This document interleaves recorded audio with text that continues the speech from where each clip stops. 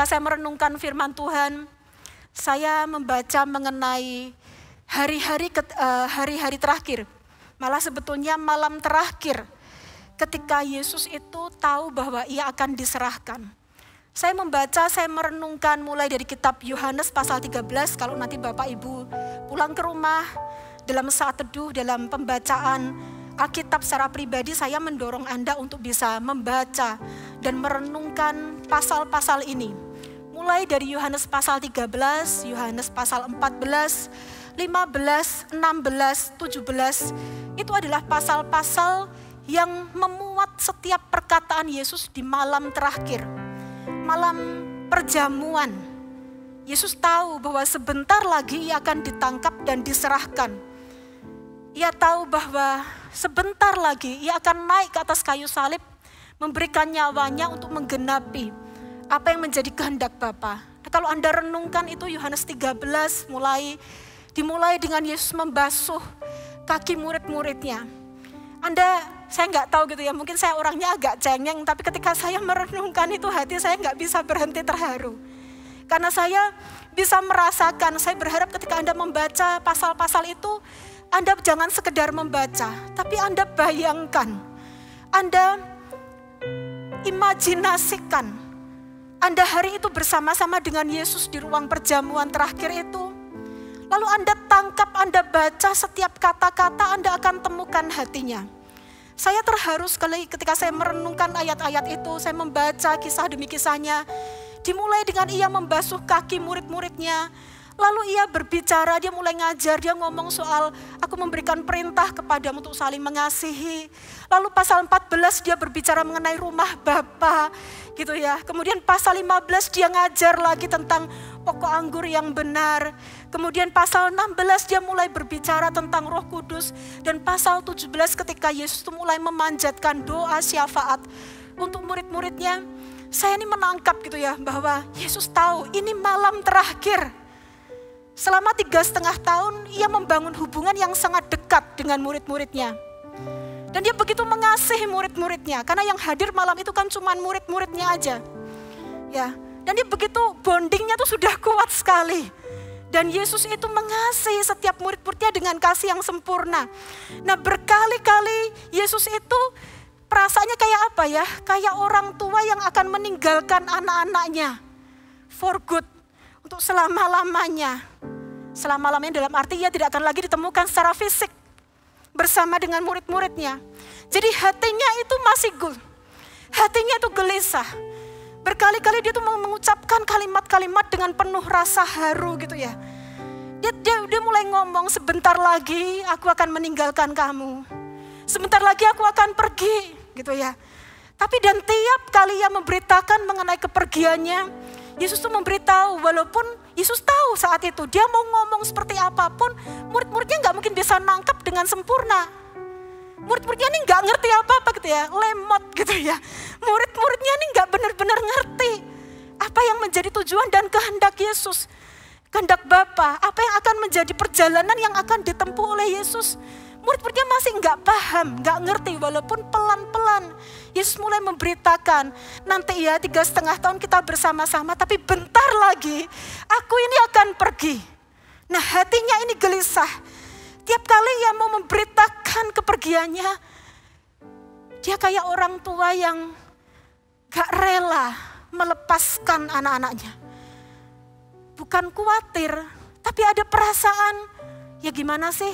Berapa banyak Bapak Ibu yang sudah orang tua hari ini? Anda bisa merasakan perasaan seperti itu. Jangankan seperti Yesus ya, kita pergi keluar kota sebentar, kalau anak kita masih kecil aja pasti aduh gitu ya, hatinya kerasa mau ditinggalkan sebentar. Nah, setiap kali Yesus menghibur murid-muridnya, ia selalu memberikan janji. Tiap kali memberitakan kepergiannya, ia disertai dengan penghiburan. Jangan takut, jangan khawatir.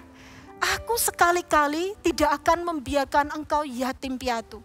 Kita coba lihat beberapa ayat-ayat yang merupakan kutipan dari sepanjang malam itu gitu ya. Yohanes pasal 14 ayat 1-3. Sudah sejak mulai beberapa hari sebelum itu Yesus mulai memberitakan kepergiannya.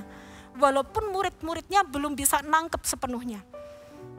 Yohanes pasal 14 Ayat 1-3 saya akan nanti kutip beberapa ayat, Bapak Ibu ikuti aja bersama dengan saya gitu ya. Ayat yang pertama berbunyi demikian, janganlah gelisah hatimu, percayalah kepada Allah, percayalah juga kepadaku. Di rumah Bapakku banyak tempat tinggal. Jika tidak demikian, tentu aku mengatakannya kepadamu, sebab aku pergi ke situ untuk menyediakan tempat bagimu. Dan apabila aku telah pergi ke situ dan telah menyediakan tempat bagimu, aku akan datang kembali. Anda bisa rasakan hati Yesus. Muridnya nggak nangkep, tapi Yesus tahu dia akan pergi. Tapi Yesus ngomong dulu, perskot dulu di dalam ya. Jangan gelisah ya, aku pergi sebentar. Nyediakan rumah bagi kamu. Di rumah Bapakku ada banyak sekali tempat tinggal. Nanti kalau aku sudah pergi ke sana dan menyediakan tempat bagimu, aku akan datang kembali dan membawa kamu ke tempatku, supaya di tempat di mana aku berada, kamu pun berada. Bapak Ibu, mari buka hatimu. Ini bukan hanya kata-kata Yesus kepada murid-muridnya yang 12 itu aja malam hari itu diucapkan. Kata-kata ini adalah untuk Anda dan saya hari ini. Yesus itu hatinya sama kepada setiap kita. Dia sangat rindu untuk selalu bersama-sama dengan kita, menyertai kita selama-lamanya. 3,5 tahun ia menyatakan diri sebagai anak Allah dengan berbagai macam perbuatan yang gagah perkasa. Dan dia berkata, aku ini selalu ingin bersama dengan kamu. Aku ini gak akan tinggalkan kamu selama-lamanya. Lalu kita lihat ayat yang ke-16-20 masih di pasal yang sama. Yohanes 14, saya agak potong dikit, kita lompat ke ayat yang 16-20. Berbunyi demikian, aku akan meminta kepada Bapa, dan ia akan memberikan kepadamu seorang penolong yang lain, supaya ia menyertai kamu selama-lamanya, yaitu roh kebenaran. Dunia tidak dapat menerima dia, sebab dunia tidak melihat dia dan tidak mengenal dia. Tapi kamu mengenal dia, sebab ia akan menyertai kamu dan akan diam di dalam kamu. Ayat 18, perhatikan ini Bapak Ibu. Aku tidak akan meninggalkan kamu sebagai yatim piatu. Yesus memberikan janji ini kepada setiap kita. Tuhan sekali-kali tidak akan membiarkan dan meninggalkan engkau dan aku yatim piatu. Aku datang kembali kepadamu. Tinggal sesaat lagi dan dunia tidak akan melihat aku lagi. Tapi kamu melihat aku. Sebab aku hidup dan kamu pun akan hidup. Pada waktu itulah kamu akan tahu bahwa aku di dalam Bapakku dan kamu di dalam aku dan aku di dalam kamu. Anda bisa merasakan, Anda bisa menangkap, jangan sekedar baca Bapak Ibu. Tapi Anda hari ini mengenal hati Allah yang selalu ingin bersama-sama dengan Anda dan saya. Ia Allah yang menciptakan kita dari awal mula sebagai ciptaannya adalah pertama-tama untuk bersekutu, untuk bersama-sama dengan kita. Yesus, Tuhan itu menciptakan manusia itu sebagai pusat dari limpahan kasih-Nya. Ia menjadikan Anda dan saya itu sebagai biji matanya. Gak tahu ya apa bagusnya manusia ya. Kok Tuhan itu mengasihi kita, saya masih gak mikir. Gak bisa ngerti gitu loh. Apa sih bagusnya manusia? Tapi ia menciptakan kita begitu berharga di matanya. Jangan tanya kenapa, saya juga gak ngerti jawabannya. Tapi yang jelas hari ini Bapak Ibu buka hatimu. Dengarkan perkataan Tuhan ini. Tuhan mengasihimu. Tuhan yang menciptakan engkau, ia mengasihimu. Engkau itu berharga. Lebih dari apapun. Di muka bumi ini, lebih dari galaksi, bintang, semua ciptaan Allah yang luar biasa, yang megah mulia. Engkau dipandang Tuhan, engkau dan saya dipandang Tuhan. Yang termulia, yang terindah, yang paling berharga di hati Tuhan. Bapak Ibu, saya berdoa sekali lagi Anda menangkap hati Tuhan ini. Dan Yesus itu, tadi saya katakan waktu Yesus itu mau meninggalkan, dia tahu bahwa dia sebentar lagi akan mengalami aniaya, sengsara, dan dia harus mati di atas kayu salib. Dan dia akan meninggalkan murid-muridnya. Tiap kali ia memberitakan mengenai kepergiannya itu, Yesus selalu memberikan kata-kata penghiburan dan jaminan. Berkata bahwa enggak, kamu gak sendirian kok. Aku gak akan biarkan kamu yatim piatu kok. Sama seperti 3,5 tahun aku berada berjalan di antaramu. Kau bisa lihat aku. Kau mengenal Allah lewat aku. Aku membawamu kepada Bapa melalui aku. Aku juga janji sampai selama-lamanya. Kamu tidak akan pernah berpisah lagi dariku.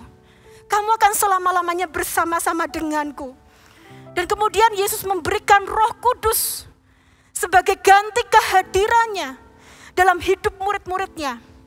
Lebih lanjut, Yohanes pasal 16 ayat 7 berbunyi demikian, berkata demikian.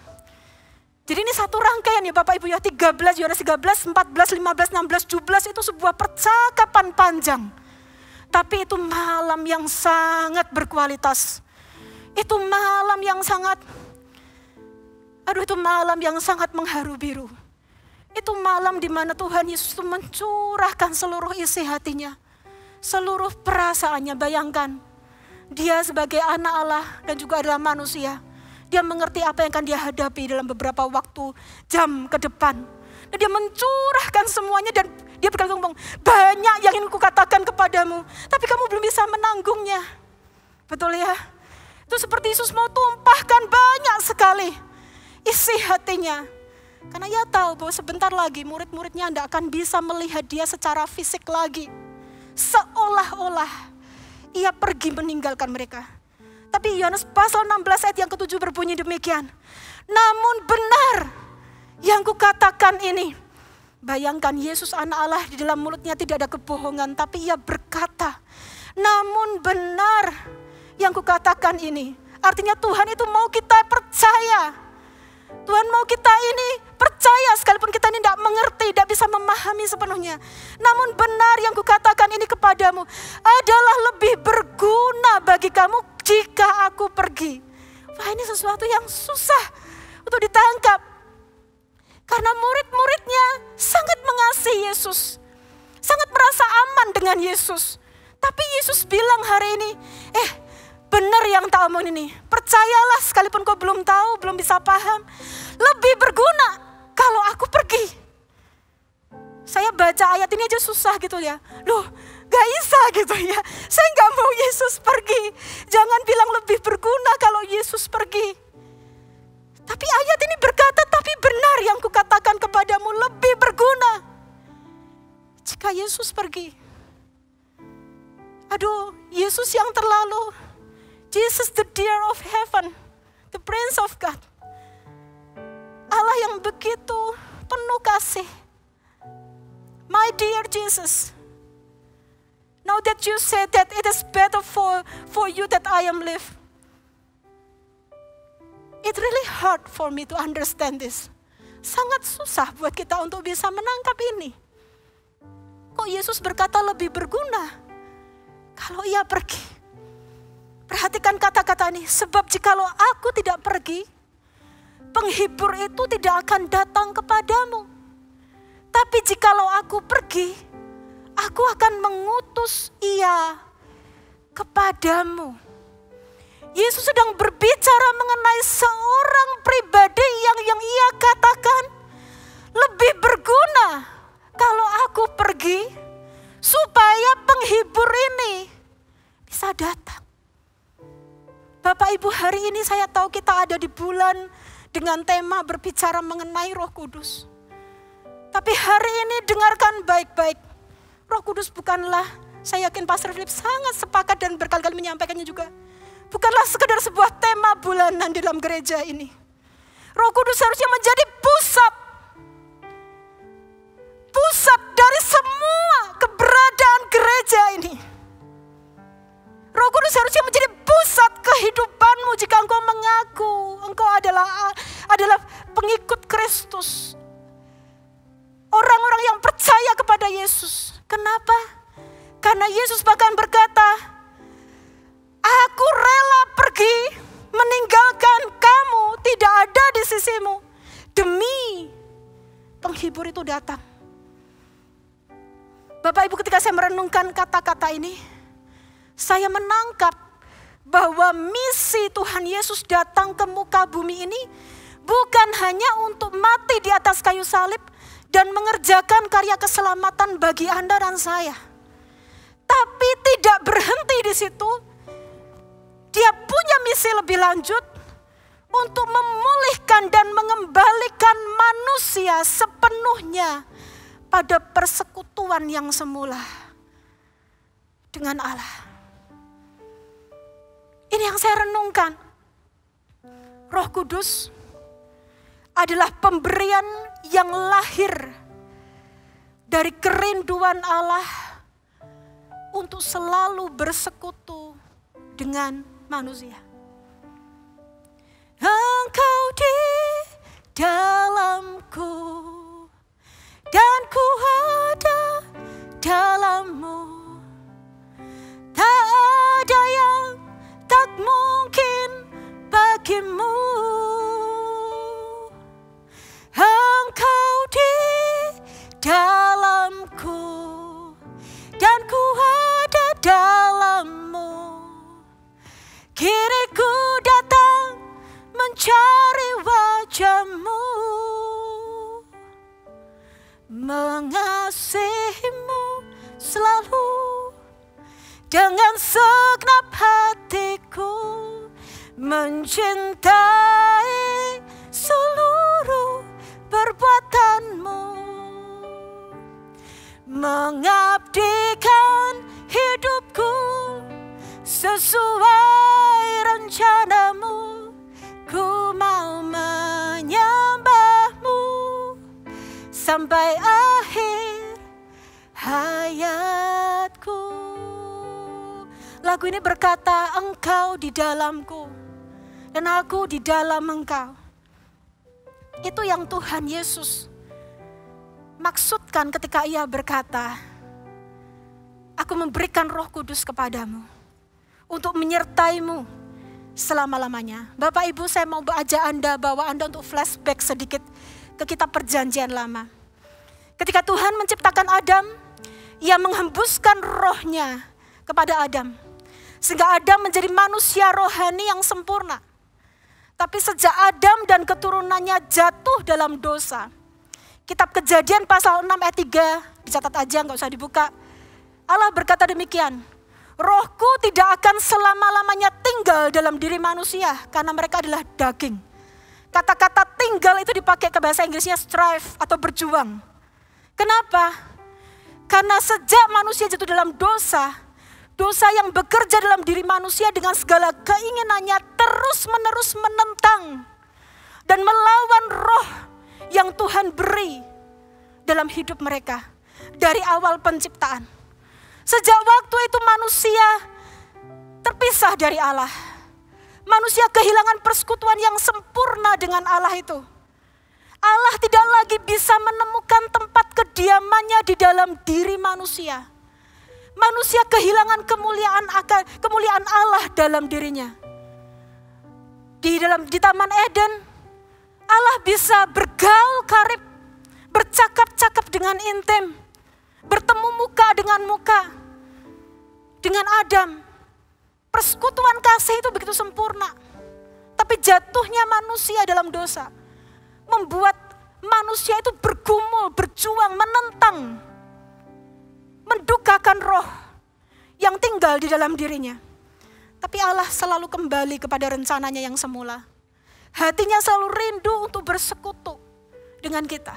Dan Anda tahu, Allah tidak putus asa dan berhenti di Kejadian pasal 6 ayat 3. Waktu Allah melihat kecenderungan semua manusia itu berbuat dosa dan jahat. Dari waktu ke waktu Allah berusaha untuk selalu mengembalikan kita kepada persekutuan itu. Allah itu pada dasarnya rindu selalu bersama-sama dengan kita. Diam dalam kehidupan kita. Anda ingat kemudian Perjanjian Lama dilanjutkan dengan Musa diutus, dipanggil, dipilih oleh Tuhan. Dan ketika ia memimpin bangsa itu, Musa diperintahkan untuk mendirikan yang namanya kemah suci. Dan kemah suci itu dimaksudkan untuk apa? Untuk menjadi sebuah tempat, the tent of appointment ya kalau nggak salah. Sebuah tempat atau kemah tempat pertemuan. Pertemuannya siapa? Allah dengan bangsa Israel. Allah rindu untuk berdiam di tengah-tengah umat Israel. Dan firman Tuhan kita baca, kalau Anda baca Alkitab, makanya yang rajin ya Bapak Ibu baca Alkitab. Mulai dari kitab Kejadian, Keluaran, dari Perjanjian Lama sampai Perjanjian Baru, Anda akan mendengar, mengenal cerita ini. Bahwa dalam kemah suci yang didirikan oleh Musa itu, ketika kemudian Tuhan itu berkata, the day of appointment, hari di mana aku mau berjumpa dengan umatku. Lalu Tuhan menyuruh supaya bangsa Israel itu menguduskan dirinya. Lalu kemudian kemuliaan Allah turun atas kemah itu. Banyak orang tidak sanggup berdiri. Mereka berdiri jauh-jauh. Kenapa? Karena kekudusan Allah dan keadaan manusia yang penuh dengan dosa. Tapi itu pun, saking Tuhan begitu sangat ingin berada dekat dengan kita, Ia memberikan anugerahnya. Sehingga umat Israel tidak hangus oleh api yang menyambar-nyambar itu, oleh kemuliaan Tuhan itu. Tapi itu pun bangsa Israel enggak mengerti hati Tuhan. Mereka malah bilang, Musa, kamu aja yang dekat. Kita tak diri jauh-jauh, kita tak berdiri jauh-jauh, nanti kita mati. Manusia tidak bisa menangkap kerinduan Allah. Dari awal mula Anda dan saya diciptakan itu very dear to God. Sangat berharga bagi Tuhan. Yang Tuhan rindukan bukan uang persembahanmu. Yang Tuhan minta bukan Anda beribadah, berbakti, pelayanan. Yang Tuhan rindukan pertama-tama, Engkau tahu Ia sangat mengasihimu. Engkau tahu Engkau begitu berharga. Dan Engkau mau mendekat. Itu yang Tuhan cari. Saya dilema. Saya ini berapa kali merenungkan hal ini. Saya kadang-kadang berpikir ya, Tuhan, nyatakanlah lagi seperti dahulu perbuatanmu yang ajaib sehingga dunia tahu. Nyatakanlah lagi di antara kami, ini doaku. Nyatakanlah sekarang apa yang saya minta untuk Tuhan, nyatakan lagi kemuliaannya, kekudusannya di dalam gereja ini. Seperti waktu-waktu itu ketika kemuliaan Tuhan turun di kemah suci, sehingga orang tahu Tuhanku hidup. Tapi sisi yang lain dilematis ketika Tuhan menyatakan kemuliaannya di tengah-tengah kita. Di sini jadi mayat gosong semua enggak? Di sini kita semua tersambar oleh api kekudusan Allah itu. Atau survive?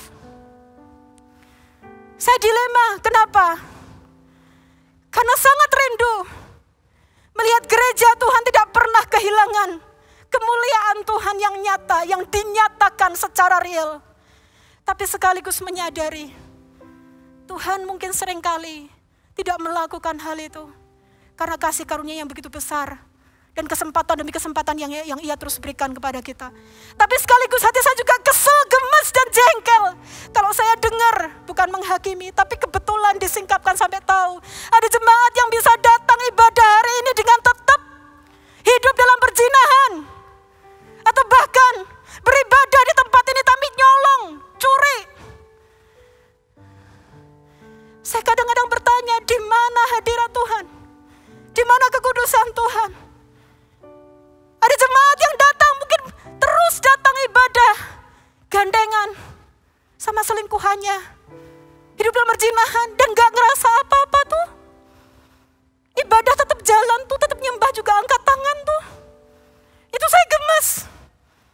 Mohon maaf, saya bukan sedang marah-marah, tapi saya sedang mencurahkan, saya sedang menyatakan apa yang menjadi pergumulan hati saya apa adanya. Alangkah baiknya jika kekudusan Tuhan dinyatakan seperti waktu-waktu itu. Tapi tetap butuh kasih karunia. Supaya kita semua gak jadi mayat gosong semua. Tapi perlu sekali kita berdoa meminta Tuhan. Buat aku mengerti, buat aku memandang wajahmu. Buat aku memperlakukanmu seperti yang seharusnya. Supaya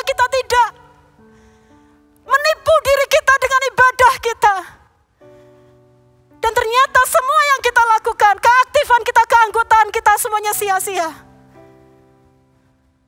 Satu pertanyaan hari ini, adakah Ia Tuhan di dalam hidupmu dan dalam hidupku? Adakah Ia sungguh-sungguh adalah Tuhan? Kerinduan hati Tuhan gak berhenti. Dari kemah suci yang didirikan oleh Musa. Kerinduan hati Tuhan untuk bersama-sama dengan kita. Berlanjut sampai di zaman Salomo. Salomo kemudian oleh karena kasih karunia Allah mendirikan yang namanya bait suci Allah. Saya mau ajak Anda sama-sama untuk melihat beberapa ayat ini. 2 Tawarikh pasal 6 ayat 18 sampai 20. 2 Tawarikh pasal 6 ayat yang ke-18 sampai dengan yang ke-20.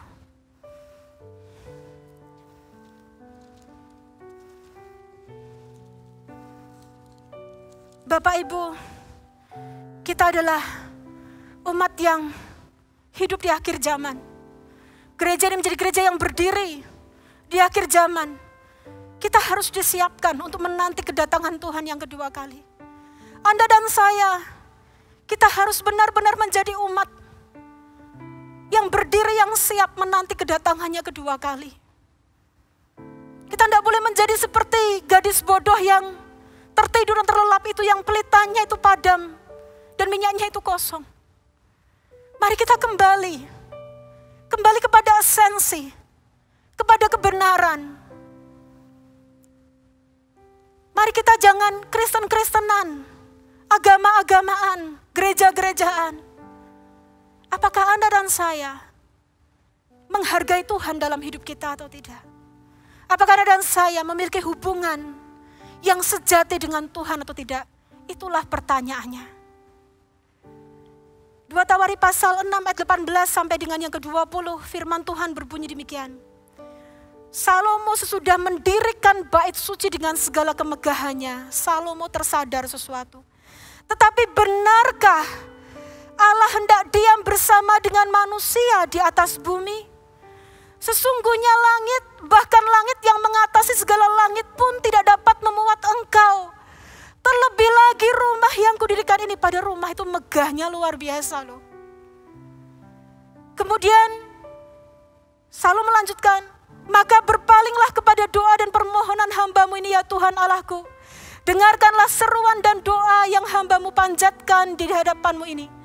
Kiranya matamu terbuka terhadap rumah ini siang dan malam, terhadap tempat yang kau katakan akan menjadi tempat kediamanmu.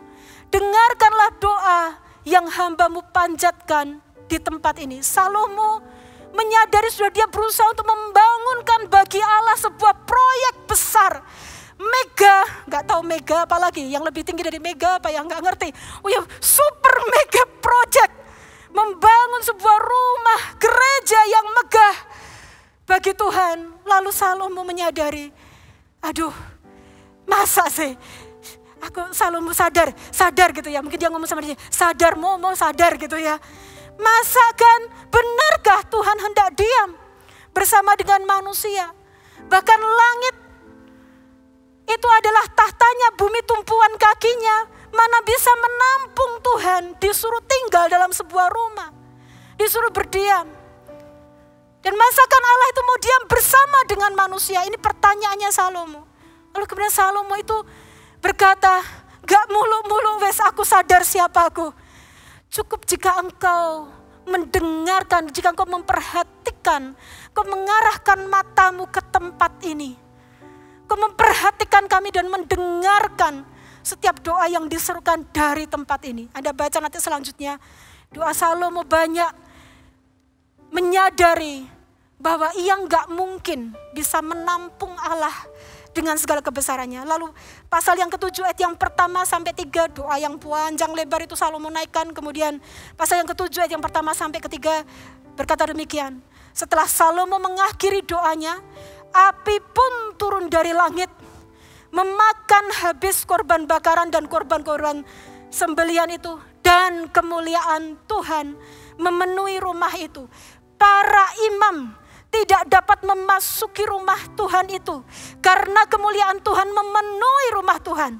Ketika segenap orang Israel melihat api itu turun dan kemuliaan Tuhan meliputi rumah itu. Berlututlah mereka di atas lantai dengan muka mereka sampai ke tanah. Lalu sujud menyembah dan menyanyikan syukur bagi Tuhan. Sebab ia baik, bahwasanya untuk selama-lamanya kasih setianya. Itu kisah di perjanjian lama. Sebegitu besar kerinduan Tuhan, tapi begitu besar kekudusan, kemuliaan, kemegahan Tuhan. Sehingga sampai kepada sebuah kesimpulan, gak bisa. Manusia ini gak bisa. Tapi Yesus kemudian berkata, aku akan meminta kepada Bapa agar Roh Kudus datang ke atasmu dan berdiam di dalam kamu dan menyertai kamu selama-lamanya. Ia tinggal di dalam kamu. 1 Korintus pasal yang ke-6 ayat 19 berkata, tidak tahukah kamu bahwa tubuhmu adalah bait Roh Kudus dan Roh Allah diam di dalam kamu. Apakah engkau hendak memberikan tubuhmu untuk percabulan? Itu yang firman Tuhan katakan. Gak mungkin secara manusia. Secara akal gak mungkin. Tapi bagi Tuhan tidak ada yang mustahil. Amin. Dan hal ini hanya mungkin terjadi karena apa? Karena darah Yesus. Karena Yesus mati di atas kayu salib. Dan darahnya dicurahkan sebagai kurban tebusan. Untuk menyucikan hidup Anda dan saya sepenuhnya. Darah Yesus itu menjadi korban tebusan yang secara sempurna menyucikan, menguduskan manusia sepenuhnya, bukan hanya secara permukaan. Bukan sementara, tapi waktu kita mengaku dan percaya Yesus adalah Tuhan, darahnya itu menebus dan menguduskan kita sampai ke dalam akar-akar kita, manusia batin kita, hati nurani kita yang sudah hancur oleh dosa. Itu dipulihkan, itu dijamah, itu sesuatu yang gak mungkin bisa dilakukan oleh darah kambing domba. Darah kambing domba korban tebusan hanya bisa menyucikan kita sementara. Beberapa hari dan sebagainya dan hanya permukaan. Tapi darah anak domba Allah menyucikan sampai kepada kedalaman batin kita. Lewat darah Yesus yang mahal itulah ia membuka jalan. Sehingga Roh Allah yang Maha Kudus yang tidak mungkin tinggal bersama-sama dengan manusia yang penuh dengan dosa. Kini karena darah Yesus yang sudah menebus kita, membuka jalan, membersihkan hidup kita. Sehingga Roh Kudus itu bisa tinggal. Bapak Ibu, saya berdoa kata-kata yang Anda dengar ini tidak sekedar keluar. Tapi Anda renungkan ini. Yesus bukan hanya sekedar mati bagi engkau untuk memberikan keselamatan. Tapi ia bahkan dengan darahnya menguduskan hidupmu dan hidupku sepenuhnya. Sehingga kita yang sudah tidak ada harapan ini, yang sudah korup karena dosa ini, sekarang bisa menjadi bait kudusnya Roh Kudus. Tempat tinggal Roh Allah. Sehingga Yesus bisa berkata, aku akan minta kepada Bapa supaya ia mengirim dan mengutus penolong yang lain itu, supaya ia tinggal di dalam engkau, menyertai engkau selama-lamanya. Ada lihat pengorbanan Yesus memberikan karya terbesar keselamatan. Karena ada lagunya, karya terbesar dalam hidupku, pengorbananmu yang selamatkanku. Engkaulah harta yang tak ternilai, yang ku miliki dan ku hargai. Yesus, engkau ku kagumi. Betul. Keselamatan adalah karya terbesar yang kita semua orang berdosa gak pernah layak untuk menerimanya. Tapi gak berhenti di situ. Selanjutnya, Roh Kudus adalah pemberian termulia melalui korban Yesus bagi kita. Gak berhenti di keselamatan. Saya gak peduli gereja masih berdebat soal Roh Kudus. Saya bukan ahli teologi dan saya gak mau ikut-ikut. Tapi yang saya tahu, orang Kristen, orang percaya, jika Anda dan saya mengaku kita percaya Yesus dan kita tidak menghargai atau kita bahkan menolak Roh Kudus, something wrong with you. Saya nggak habis pikir, tapi Anda perlu mikir lagi gitu ya. Kok bisa berdebat tentang Roh Kudus? Ngomong Roh Kudus hanya diberikan waktu zaman Kisah Rasul aja, sekarang udah nggak ada. Atau bagaimana Roh Kudus itu cuma denominasi atau apa? Stop it.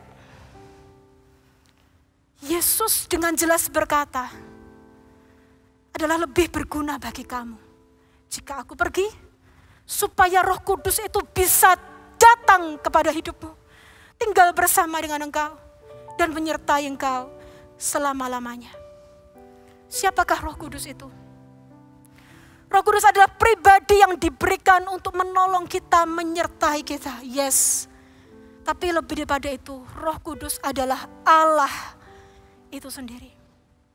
Mazmur 139 ayat 7-10 berkata, kemanakah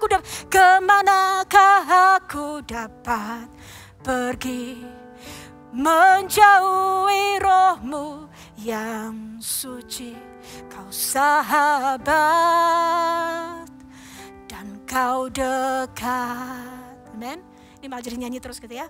So, the year of praise and provision. Jadi harus sambil nyanyi. Enggak cuma bercanda ya. Tapi kitab pemazmur berkata, kemana aku dapat pergi menjauhi Roh-Mu? Engkau mengetahui segala sesuatu tentang aku. Roh Kudus itu omnipresence. Allah yang maha hadir. Ia juga adalah Allah yang omniscience. Kau mengetahui pikiranku ketika aku berbaring duduk, segala jalanku kau ketahui, kau maklumi. Roh Allah adalah pribadi yang maha tahu. Ia tahu apa yang dilakukan oleh Ananias dan Safira. Dan kekudusannya menyambar mereka. Semua yang kita lakukan dalam gelap, Roh Kudus tahu. Roh Kudus juga adalah Allah yang maha kuasa, omnipotent. Adalah pribadi yang melakukan setiap tanda-tanda ajaib dan kuasa, mujizat yang dilakukan oleh para rasul. Semuanya murid-murid Yesus lakukan melalui kuasa Roh Kudus. Roh Kudus adalah Allah. Ia omnipresence, ia omnipotent, ia omniscience, ia maha tahu, maha hadir, ia maha kuasa. 2 Korintus pasal 3 ayat 17 menyatakan bahwa Allah adalah roh. Dan di mana ada roh Allah, di situ ada kemerdekaan. The Lord is the Spirit. And wherever the Spirit is, there is freedom. The Lord is the Spirit. And wherever the Spirit is the Lord, there is freedom. Masalahnya adalah banyak sekali kehidupan kita, anak-anak Tuhan, umat Tuhan, gereja Tuhan, tidak sungguh-sungguh mengakui, menyadari, memperlakukan Roh Kudus sebagai Tuhan. Bapak Ibu Saudara yang dikasihi Tuhan, Roh Kudus pertama-tama adalah Allah, Tuhan itu sendiri. Ia adalah pribadi yang setara dengan Allah Bapa dan Allah Putra. Pastor Philip berkali-kali berkata, sudahlah, Trinitas itu mau digambarkan seperti apapun gak akan bisa. Gak akan bisa, bagaimana kita berusaha untuk bisa menjelaskan Allahmu 3 ya, Allahmu apa ya. Allah kita itu satu. Tapi di dalamnya juga ada 3 pribadi. Allah kita Tritunggal. Allah Bapa, Putra, dan Roh Kudus. Roh Kudus adalah pribadi yang setara dengan Allah Bapa dan Allah Putra. Ia layak menerima hormat, penyembahan, kekaguman, takut dan gentar yang sama, penghargaan yang sama. Seperti yang kita berikan kepada Allah Bapa dan Allah Putra. Saya tahu gitu ya, ketika saya berdoa, saya menyiapkan firman ini, saya ngerti kalau Roh Kudus itu sebenarnya pribadi yang gak suka dibicarakan. Gak suka menjadi the core of attention, pusat perhatian. Saya gak mau bilang Roh Kudus itu pemalu. Tapi Roh Kudus memang tidak pernah mencuri kemuliaan bagi dirinya. Roh Kudus selalu mengarahkan kita kepada Yesus. Tapi saya dalam desperate saya berdoa, Tuhan kali ini aja, please.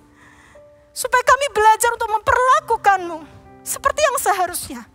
Karena Roh Kudus adalah Allah, tanda petik, jangan salah paham dengan kata-kata saya ini ya, yang terdekat dengan kita saat ini. Ya sebenarnya nggak bisa terpisah, Bapa, Putra, Yesus, tapi Ia dikatakan tinggal dalam diri kita. Nah gimana kita ini cari Tuhan sampai desperate tanpa kita nggak ngerti Dia ada dalam diri kita, tapi kita nggak anggap Dia, nggak perlakukan Dia, nggak hormati Dia, nggak bergantung kepadanya. Seperti kita ini bergantung kepada atau memperlakukan, susah ngomongnya ya.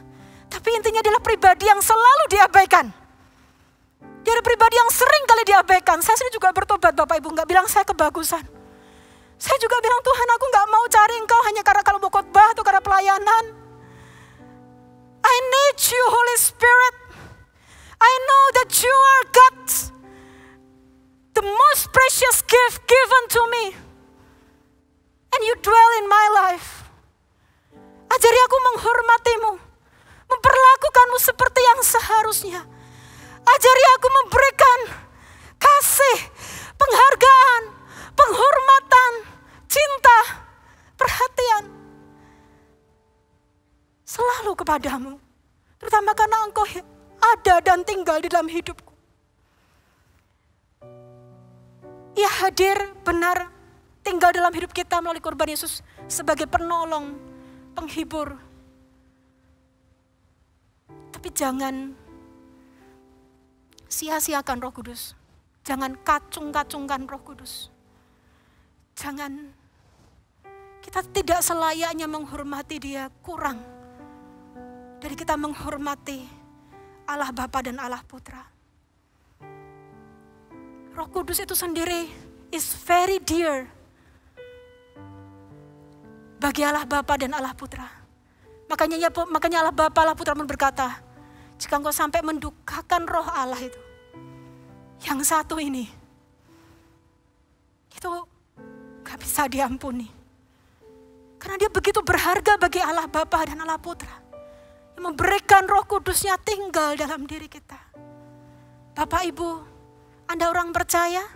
Berapa banyak orang percaya di tempat ini?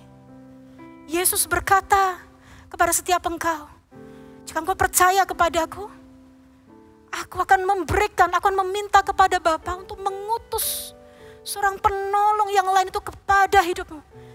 Supaya di mana kamu ada, di situ aku ada. Supaya kamu tahu bahwa di dalam engkau, Bapa aku, kami tinggal bersama-sama di dalam engkau melalui Roh Kudus. Cara terbaik Bapak Ibu untuk menghargai Roh Kudus yang adalah anugerah dan pemberian yang termulia dari Yesus untuk hidup kita adalah dengan menyadari kekudusan hidup yang sudah Yesus kerjakan melalui pengorbanannya di atas kayu salib. Dan kemudian selanjutnya menyambutnya dengan penuh hormat dan merindukan, menyambut persekutuan manis yang Yesus tawarkan itu. Ingat, Yesus adalah sebuah Roh Kudus adalah sebuah pemberian yang keluar dari hati Bapa yang rindu untuk bersekutu dengan kita. Nah, saya percaya Bapak Ibu bahwa gereja orang percaya tidak memiliki kehidupan, tidak memiliki kuasa tanpa Roh Kudus. Dan hati saya juga selalu gentar karena saya ingat ada firman Tuhan yang juga berkata demikian. Akan tiba waktunya Roh Kudus yang dicurahkan hari ini dengan luar biasa dalam hidup kita. Sejak dari peristiwa Pentakosta itu, akan tiba waktunya bahwa Roh Kudus ini akan ditarik kembali. Dan dunia pada saat itu kan mengalami sebuah masa kegelapan yang sangat gelap. Masa sebelum Antikris, masa pengangkatan, saya enggak jago eskatologi, masalah kedatangan Tuhan yang kedua kali. Tapi intinya firman Tuhan sudah menyatakan demikian. Jadi Roh Kudus yang hari ini kita nyatakan, dengungkan bagi setiap lagu, doa maupun ibadah. Anda harus tahu, ini adalah pemberian Allah yang sangat mulia, sangat berharga, yang tidak selama-lamanya akan tinggal bersama dengan kita. Dan saat ini ketika kita masih dalam masa kasih karunia dan anugerah itu, Mari kita sungguh-sungguh memperhatikan bagaimana kita hidup.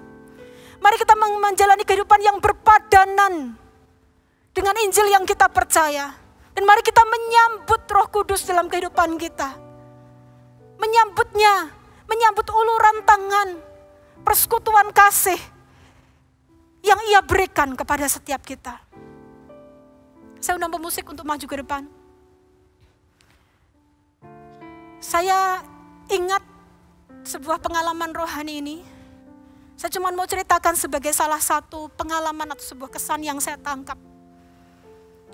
Ketika kita awal pindah ke SCC ini, pindah dari yang Depol ke sini, saya ingat waktu itu kayaknya ketika kita masih barusan bawa kursi gitu ya, pindah ke sini. Lalu ada sedikit ibadah kecil gitu, Pastor Philip yang memimpin. Ketika saya pejam mata, saya menangkap, saya merasakan, saya nggak lihat Bapak Ibu. Tapi saya merasakan seperti ada sesuatu yang berkepak-kepak di atas. Bahasa Jawanya tuh miber. Bapak Ibu tahu miber enggak? Maafkan saya dari Jawa Tengah, mungkin kadang-kadang keluar bahasa-bahasa aneh, bukan bahasa roh, tapi itu bahasa-bahasa kampung saya gitu ya. Itu seperti ada burung yang berterbangan di atas gini. Saya kerasa seperti kepaknya, bukan AC. Saya menangkap kesan itu. Lalu dalam hati saya langsung selama penyembahan itu saya berkata, Roh Kudus, saya panggil gitu ya. Tapi ini kesan yang saya tangkap. Roh Kudus itu seperti mengajukan sebuah pertanyaan kepada saya. Saya jujur hari itu dalam pengalaman worship di hadirat Tuhan itu saya merasakan kepakan Roh Kudus. Ya Roh Kudus bukan burung merpati, tetapi inilah simbolis yang seringkali muncul di dalam Alkitab juga. Ya seperti berterbangan dan berkepak gitu di seluruh ruangan ini. Lalu seolah saya menangkap ini, I don't know where he will stay, dwell, or live. Apakah Roh Kudus akan datang dan pergi, ataukah Roh Kudus akan datang dan tinggal? Sengaja dibikin gantung Bapak Ibu. Karena saya tahu hari itu seperti Roh Kudus berkata, rumah apakah yang tidak kau dirikan bagi aku? Salomo dengan segala kemegahannya pun gak bisa membangunkan bagi Allah sebuah rumah yang dianggap cukup layak untuk tinggal. Tapi satu pertanyaan ini hari ini adalah bagi Anda dan saya untuk menjawabnya. Apakah Anda akan membiarkan Roh Kudus tinggal di gereja ini, di hidup Anda? Ataukah ia hanya akan menjadi tanda petik Roh Kudus yang pernah hinggap dan pergi? Ia hinggap oleh karena engkau pernah mengundang dia. Dan firman Tuhan dan janji Tuhan ya dan amin. Dikatakan bahwa jika engkau berseru kepada aku akan membaptis engkau dengan Roh Kudus. Jika engkau percaya kepada aku akan membaptis engkau dengan Roh Kudus. Anda mungkin masih berbahasa roh hari ini. Tapi pertanyaannya, bahasa rohnya masih boleh tinggal. Roh Kudusnya dwell, stay atau enggak? Roh Kudus kerasan enggak di hidup kita? Roh Kudus dihargai, dihormati enggak? Di hidup Anda dan saya, di tempat ini. Saya merindukan satu hari ketika seluruh jemaat, seluruh orang yang pernah datang beribadah di tempat ini semuanya menjadi murid Kristus sejati. Menjadi orang yang sungguh-sungguh lahir baru. Di mana Anda betul-betul hidup diubahkan oleh Tuhan. Anda bukan sekedar jalani agama-agamaan atau gereja-gerejaan. Engkau sungguh-sungguh sama seperti aku, sama seperti saya, orang berdosa yang bertobat sungguh-sungguh. Dan kemudian di titik ini kita berkata, Tuhan aku tinggalkan dosaku. Aku jadi pengikutmu. Aku jadi muridmu bukan untuk status NIJ. Gereja Mawar Syaron, volunteer, pelayan Tuhan, CGL atau apapun. Tapi sungguh-sungguh menjadi umat yang ditebus. Dan kita semua gak sempurna tentunya. Kalau dengar gini jangan terintimidasi. Saya tahu kita semua gak sempurna. Tapi satu hal yang pasti, takut akan Tuhan, kekudusan Tuhan, penghormatan kepada Tuhan, itu harus ada di hati kita. Kalau nggak ada yang satu itu celaka. Kita sedang main-main dengan ibadah kita. Kita sedang main-main dengan Tuhan. Sekali lagi saya nggak bilang kita sempurna. Tapi hari ini firman yang diberitakan mungkin sederhana, very simple. Tapi hari ini izinkan firman ini berbicara sekali lagi mengingatkan Anda dan saya. Hei, Yesus sudah menebus hidupmu dan hidupku dengan darah yang mahal. Bukan hanya untuk supaya Anda dan saya selamat masuk surga, tapi juga untuk memberikan pemberian termulia dari surga. Roh Kudus namanya. He let His Holy Precious Spirit dwells in you and me. Mari kita mulai setidak-tidaknya dengan satu hal ini. Kita mau hormat. Kita mau takut gentar. Kita mau hargai. Kita mau lepas setiap topeng kemunafikan. Karena kita sadar Allah yang Maha Kudus tinggal dalam diri kita. Mari kita belajar setiap hari untuk menumbuhkan kerinduan Tuhan. Ajari aku hidup menyenangkan hatimu. Tuhan, ampuni segala dosa dan kesalahan dan pelanggaranku. Tuhan, kalau jalanku menyimpang, kalau hatiku serong, tegur aku, luruskan hatiku. Jika hati yang ini ada pada seluruh jemaat yang beribadah di SCC ini, saya yakin that day might come, kemuliaan Allah turun atas tempat ini. Kekudusannya membakar setiap kita. Sehingga ketika tiba-tiba ada orang yang terhilang datang ke tempat ini. Awalnya datang mau coba untuk bisa mendapatkan curian di gereja ini. Orang itu kemudian tertangkap oleh hadirat Tuhan. Kekudusan Allah menjadi nyata. Allah melangkah turun dari surga dan tinggal di tengah-tengah kita. Dan kekudusan Allah tidak menyambar untuk menghanguskan, tapi menangkap seorang yang berdosa yang datang ke tengah-tengah pertemuan kita ini dengan kasih. Dan kita menjadi gereja Tuhan yang siap untuk membawa mereka datang kepada terang yang ajaib itu. Amin. Halo amin Bapak Ibu. Rindukan hal ini terjadi dalam keluargamu, di rumahmu, di keluargamu. Rindukan hal ini terjadi di CG. Rindukan hal ini terjadi di gereja kita. Rindukan. Seperti firman Tuhan katakan, Tuhan memulihkan gerejanya di akhir zaman. Rindukan hal ini terjadi, agar gereja Tuhan tidak pernah kehilangan kuasa Allah di tengah-tengah kita.